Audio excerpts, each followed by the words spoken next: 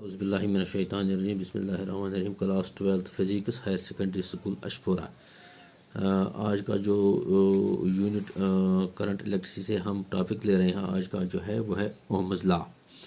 Ohm's law का concept हमने दिया है जॉर्ज साइमन ओहम, और उसी के नाम पे इसका रेजिस्टेंस का जो ऐसा यूनिट है वो ओम है। तो ओहम्स लॉ जो है वो इसको हम कैसे एक्सप्लेन करेंगे। हम लेंगे इलेक्ट्रिसिटी के तीन जो बेसिक क्वांटिटीज़ हैं, वो है V stands upon voltage and I stands upon the current and R is the resistance. तो इन तीनों क्वांटिटीज़ के दरमियान जो रिलेशन है, वही रिलेशन जो है वो ओहम्स लॉ ने दी है। इन तीन क्वांटिटीज़ के दरमियान जो एक रिलेशन दी है, वो एक रिलेशन बनी हुई है, वही है ओहम्स लॉ। तो इसके लिए हम लेंगे एक कंडक्टर, हम ले रहे हैं समझने के लिए बच्चों। तो ये एक कंडक्टर है, ये इसके दो टर्मिनल्स हैं, ये इसके दो टर्मिनल्स हैं और ये कंडक्टर है। तो हम इन दो टर्मिनल्स के दरमियान एक पोटेंशियल डिफरेंस पैदा करेंगे या एक वोल्टेज देंगे। तो जो ही हम इसको पोटेंशियल डिफरेंस इसमें अप्लाई करेंगे, पैदा करेंगे, तो यहाँ से जो करंट है वो फ्लो होना शुरू होगा। तो ये करंट फ्लो होना शुरू होगा। तो ये लॉ नहीं है।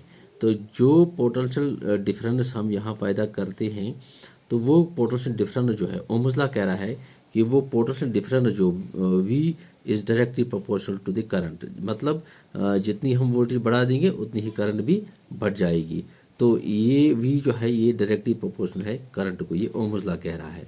तो V अगर हम इसका जो ये है प्रोपोर्शनलिटी हटा देंगे तो हम इक्वलिटी में लिखेंगे। तो यहाँ हमने एक कांस्टेंट ऑफ प्रोपोर्शनलिटी R डालना है। तो हमने लिखा V is equal to RI। तो ये R जो है ये है रेजिस्टेंस। तो रेजिस्टेंस जो है इसको हम ओमेगा सिंबल से यूज़ करते हैं।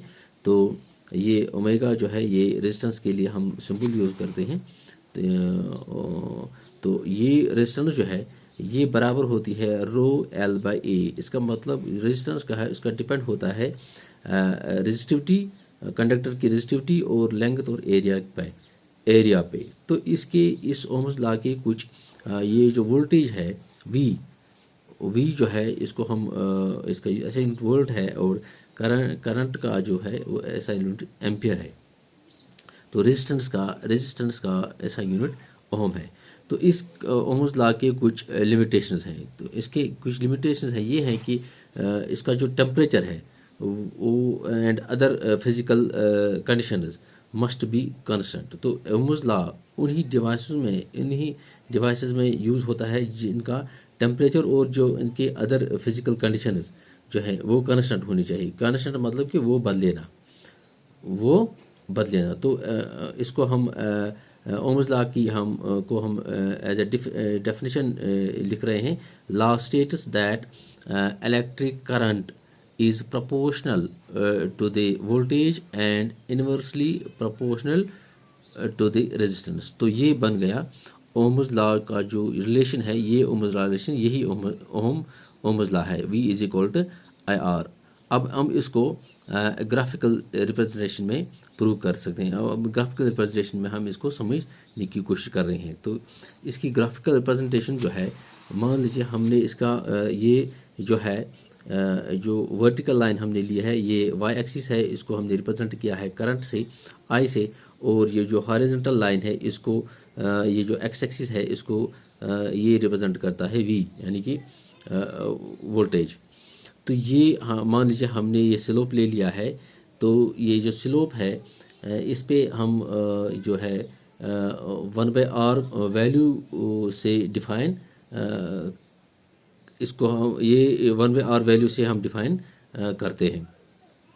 तो मान लीजिए ये जो है ये पॉइंट जो है ये हमने लिया है, ये मान लीजिए वोल्टेज ये V वोल्टेज पे ये पॉइंट है, और यहाँ मान लीजिए ये 1 वोल्ट है, ये 2 वोल्ट है, ये 3 है। तो यहाँ हमने V वोल्ट ले लिया है। तो इसको हमने स्ट्रेट लाइन से जोड़ दिया है इस स्लोप के साथ यहाँ। तो यहाँ जो है ये ये हम करंट यहाँ करंट रिप्रेजेंट ये रिप्रेजेंट करती है। तो ये जो है ये मान लीजिए हाँ ये पॉइंट है, ये करंट को रिप्रेजेंट करता है। यहाँ तो हमने आई ले लिया है, तो ये लाइन जो है आई को रिप्रेजेंट करता है और ये जो है ये वी को रिप्रेजेंट करता है। तो अगर हम स्लोप का ये एंगल थीटा लेंगे तो स्लोप जो है वो टेन थीटा के बराबर होता है, टेन थीटा के बराबर होता है। तो ये यहाँ जो टेन थीटा है वो बराबर होता है हाइट डिवाइड बाय बेस। तो हाइट यहाँ है आई और यहाँ बेस जो है वो है वी।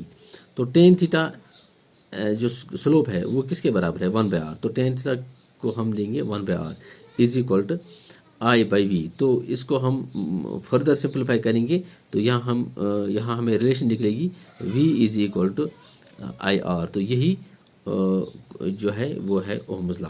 तो यही ओहम्स लॉ की रिलेशन है। तो इसके कुछ लिमिटेशंस हैं, जैसा कि आपने पहले ही जो मैंने बता दिया कि ओहम्स लॉ की लिमिटेशन है कि उसका टेम्परेचर और अदर फिजिकल कंडीशंस कांस्टेंट होनी चाहिए। तो यहाँ लिमिटेशन है, तो नॉन लीनियर डिवाइस के लिए ओहम्स लॉ एप्लीकेबल नहीं है, जैसे कि ट्रांजिस्टर। यानी कि इसकी लिमिटेशन यहाँ है उन डिवाइस के लिए जो नॉन लीनियर है, जिनका टेम्परेचर और फिजिकल जो कंडीशन जो कांस्टेंट नहीं है, तो उनके लिए जो है ओहम्स लॉ एप्लीकेबल नहीं है। Thanks students.